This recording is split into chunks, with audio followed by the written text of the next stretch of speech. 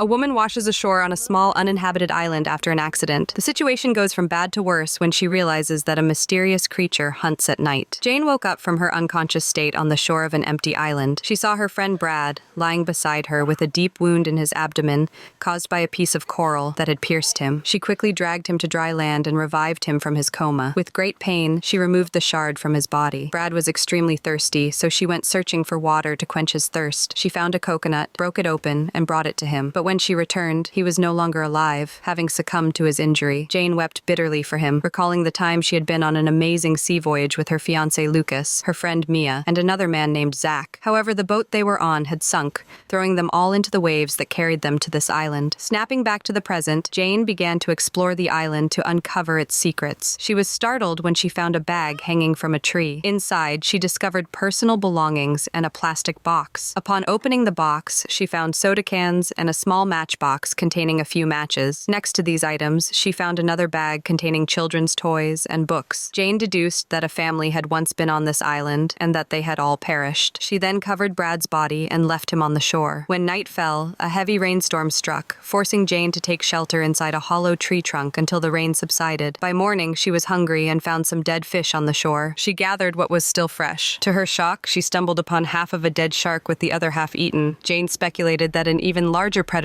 must have devoured the other half, but decided not to dwell on it, and instead began preparing food. She cut a fish using a sharpened stone. While exploring, she came across a place on the island that resembled a cemetery for the people who had once lived there. This unsettled her, and she remembered Brad. She went back, dragged his body, and buried him in the sand, just like the others buried on the island. At night, Jane felt the cold and used the matches she found to light a fire to warm herself. The next morning, she was horrified to discover Brad's grave was open and his body was gone, likely taken by some animal during the night. When night returned, Jane stayed awake by the fire, fearing she might face the same fate as Brad if she fell asleep. By morning, she ventured into the ocean, diving to the bottom, where she discovered a large, deep hole on the ocean floor. Alarmed and unsure of what could be lurking within, she quickly swam back to the surface and returned to the island. That night, Jane heard the sound of a plane flying overhead. She grabbed a flare gun and fired a signal into the sky, hoping to be seen and rescued. The flare lit up the night sky brilliantly, but unfortunately, the plane flew away, oblivious to her distress signal. Suddenly, Jane noticed something massive and terrifying emerging from the ocean and moving toward her. Panicking, she ran away as fast as she could. She hid inside the hollow of a tree trunk to avoid being seen by the creature. The terrifying creature reached the island and began searching for something to eat. Jane deduced that it was the one that ate half the shark and also took Brad's corpse to devour it. She was certain that this creature lived in the deep hole under the ocean. Luckily for Jane, the creature couldn't find her and eventually returned to the ocean. The following morning, Jane found one of her bags washed ashore by the waves. She took it to the ocean and tried to use it as a makeshift raft to sail away. Unfortunately, her attempt failed, as the bag capsized on her first try and she fell into the water. Frustrated and exhausted, Jane returned to the island. That night, the terrifying creature emerged from the ocean again, returning to the island in search of food. Jane hid once more inside the hollow of the tree trunk. The creature began smashing the trunk, sensing someone was hiding inside. Jane was petrified, but before the creature could completely destroy the tree trunk, it retreated to the ocean. The next morning, Jane emerged from the damaged tree trunk. She went into the water to catch a small fish. Crushing it, she tossed it into the ocean to attract other fish to feed on it. A large fish appeared, drawn to the bait, and Jane managed to catch it with a spear made from a tree branch. The following day, while sitting on the shore, Jane noticed a torn-up corpse washed up by the ocean. She approached it to inspect and found that it was the body of Zach, her friend from the voyage. However, the lower half of his body was missing. Jane concluded that the terrifying creature had eaten it. Forced to make use of the remaining part of Zach's body, Jane dragged it to the shore and hung it with a rope on a tree to offer it as a meal to the creature. Her plan worked. The creature devoured Zach's corpse and stopped searching for Jane.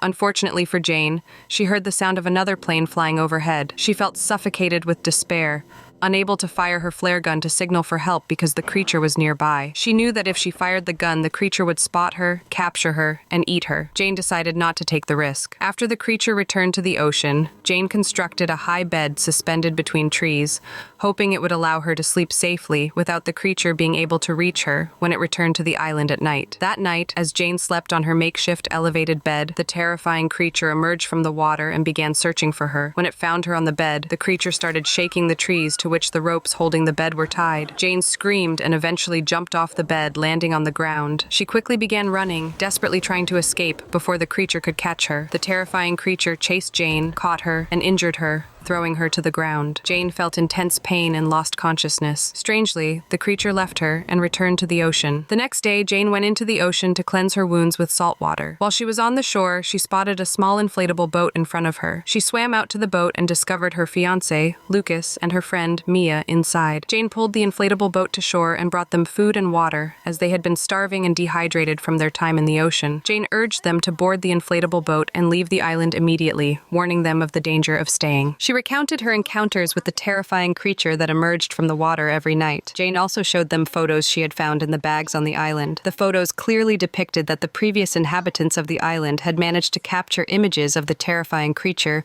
before it ate them one by one. The last surviving person had apparently buried the remains of the others. However, Lucas and Mia did not believe Jane's story. They wanted to stay on the island, considering it a safer option than returning to the open ocean. They argued that Jane couldn't understand what it was like to be lost in the ocean on an inflatable boat without food or water. To them, the danger of staying on the island was far less than the risk of venturing back into the ocean. Jane grew angry with Lucas and Mia. One day, while they were sitting on the shore, distracted, Jane took the food and water supplies along with some other essentials and cautiously ran to the inflatable boat, intending to escape the island alone. Unfortunately, Lucas and Mia saw her and chased her, dragging her back to the shore. That night, with Mia present, Lucas confronted Jane, accusing her of being selfish for trying to abandon them. Jane responded sharply, saying, "If you had seen the terrifying creature that appeared to me, you would understand my actions." Mia, wanting to avoid the escalating argument, left the two of them and walked to the shore. Suddenly, the terrifying creature emerged from the ocean and attacked Mia. She screamed, and Lucas grabbed a piece of burning wood, rushing to save her. However, the creature struck Lucas forcefully, rendering him unable to fight back. The creature seized Mia, dragging her into the ocean and back to its lair to devour her.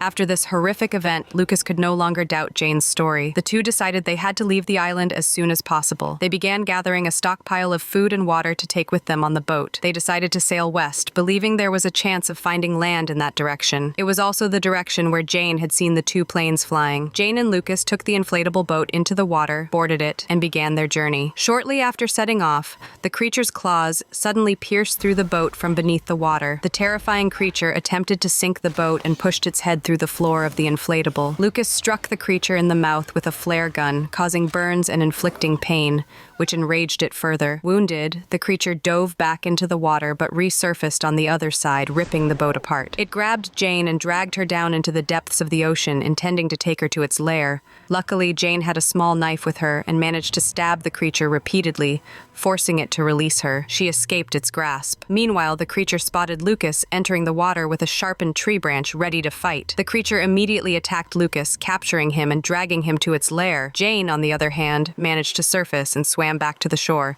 devastated by Lucas's death and the loss of all her friends who had joined her on the ill-fated boat trip. Despite her grief, Jane resolved not to give up. Determined to kill the creature, she gathered wood from the island's trees and constructed a trap. When night fell and the ocean was calm, the creature emerged from the water, heading toward Jane's trap. It entered the trap in pursuit of her, but Jane lit the wood on fire, surrounding the creature with flames before hiding. Jane then revealed herself and struck the creature's head with a tree trunk. However, the creature retaliated with a powerful blow that knocked her to the ground. Jane tried to flee, but the creature pursued and grabbed her, lifting her high into the air. Clutching a sharp tree branch, Jane repeatedly stabbed the creature, targeting its body until she finally reached its heart. The creature, severely injured, was forced to release her. Jane ran as fast as she could while the creature chased her, but it collapsed on the shore, mortally wounded. As the creature began to die slowly, Jane didn't let it suffer long. She continued stabbing it with the branch until she finished it off completely. The creature was dead. Are you ready for the next movie? Subscribe to the channel to receive notifications as soon as it's released.